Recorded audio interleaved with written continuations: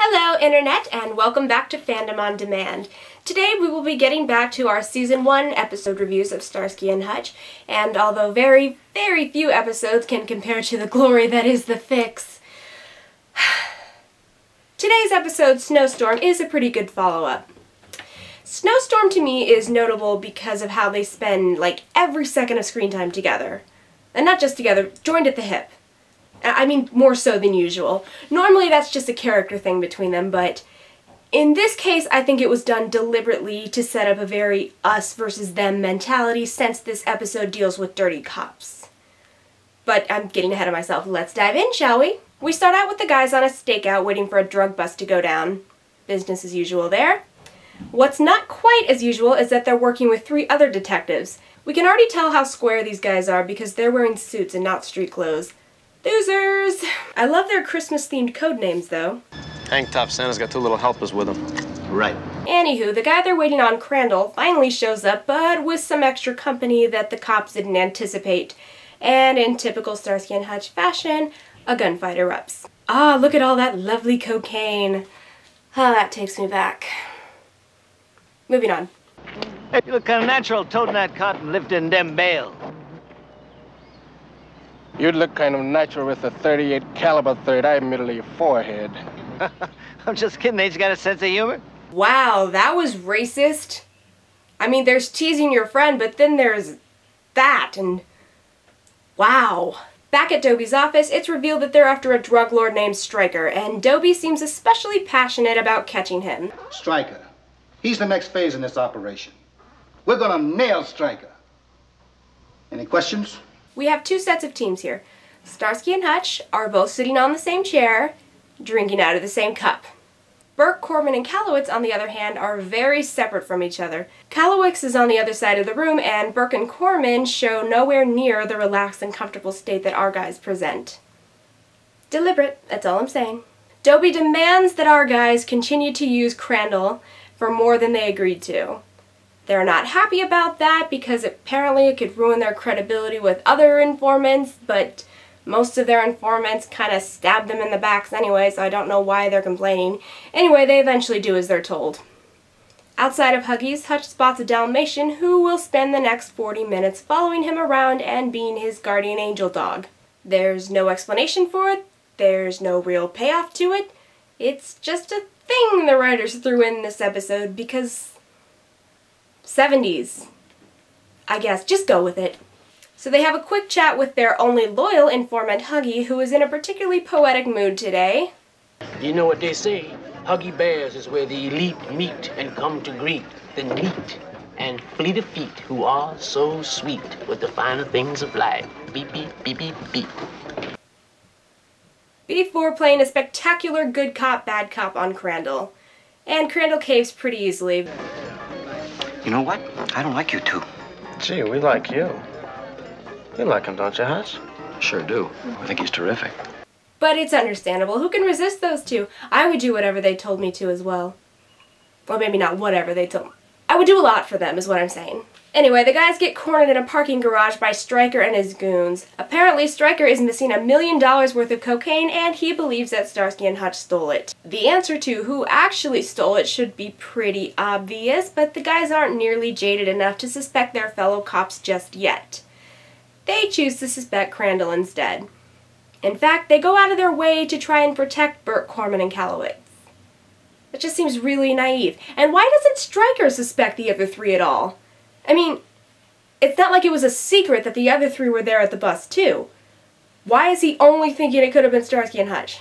Dobie reveals the reason he's so eager to catch Stryker is because back in the day he murdered his former partner.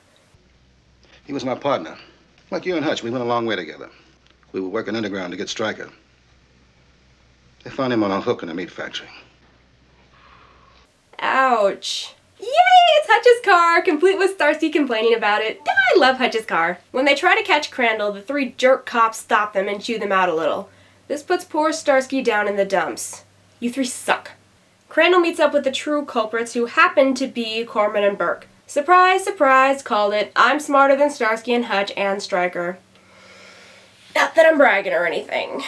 Anyway, he gives them the stolen cocaine. Oh, Crandall.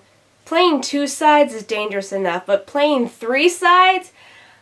I mean, you were just asking to be killed, which is exactly what Burke and Corman do. Bye, Crandall. Back in Hutch's car, Hutch continues to see Pongo, while Starsky thinks he's losing his mind. That dog with the spots. I think he's following me.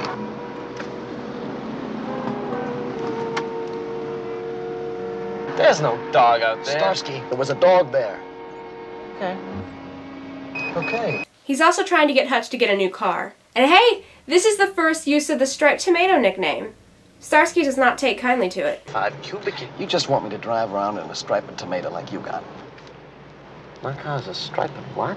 So now they know that Crandall's dead. That leaves who, oh who, could have stolen the Coke. 10 to 1 at Striker. No, no, no. Ugh! Guys, think! Hit once in the head and 4 in the body. Jeez, that seems like a bit of an overreaction.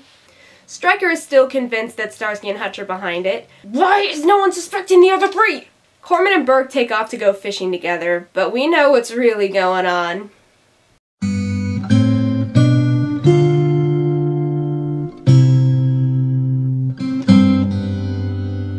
Aw yeah. Stryker sends one of his guys to kill Starsky and Hutch, but Hutch, and by extension Starsky, are saved by Pongo. Still, kind of a slow reaction time they had there. At least Starsky finally sees the dog. The sniper gets away, and the guys find out from Huggy that it wasn't Stryker who stole the cocaine. Finally, by the process of elimination, Starsky and Hutch figure out that it must be Burke, Corman, and or Kalowitz.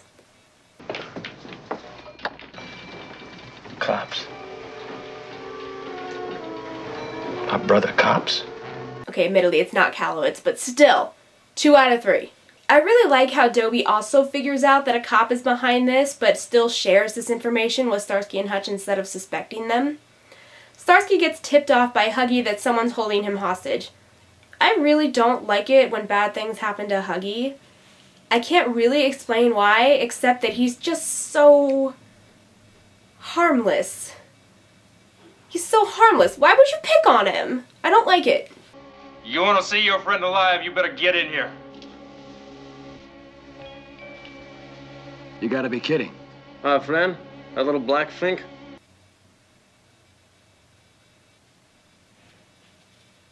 Luckily, the guys save him while simultaneously giving him a hard time. They also pretty easily get Stryker's guy to talk, and apparently that's all it takes to arrest Stryker.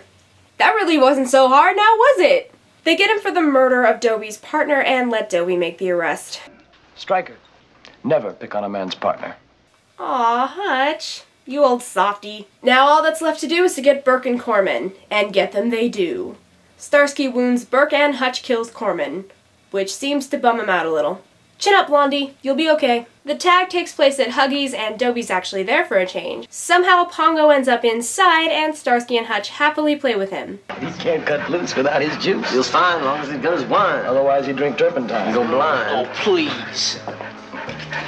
Hello, Pooch. So, where did this dog come from?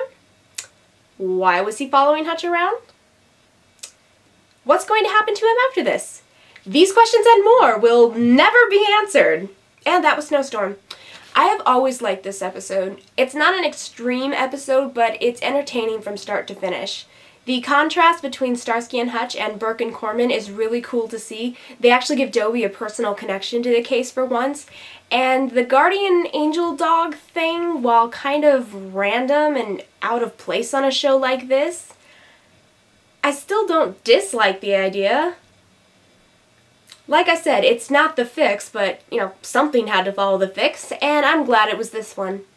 This has been Fandom on Demand, bringing you fandom when you demand it.